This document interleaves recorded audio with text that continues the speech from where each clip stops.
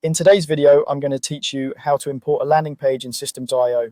If you've been given a landing page file or a share code and you want it live in your System.io account, this walkthrough will make the process simple and stress-free. We'll start inside your account, choose the right place to import, and then bring in the page using either a file upload or an import code. I'll also share a few tips along the way so you know exactly what to expect. First, log into your System.io account. Make sure you're in the correct workspace if you manage more than one. Once you're in, you're ready to create the space where your imported page will live.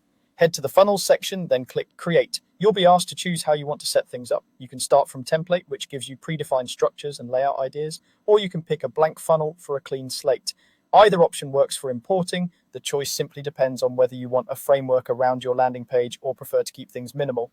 After you select, your new funnel area will be created and opened. Now, look for the import option. You'll see it in the funnel editor or within the template section, depending on your view. Click Import to open the import prompt. This is the gateway that tells System.io you're bringing in an existing page design rather than building from scratch. Next, you'll import the landing page itself. If you have a file, choose the upload option and select the file provided to you. If you were given an import code, paste it into the field. Import codes are commonly shared by System.io creators or trusted third-party providers and act like a blueprint that instantly recreates the page inside your funnel. Whichever method you use, wait for the confirmation that the import is complete. Larger designs or pages with lots of images may take a moment.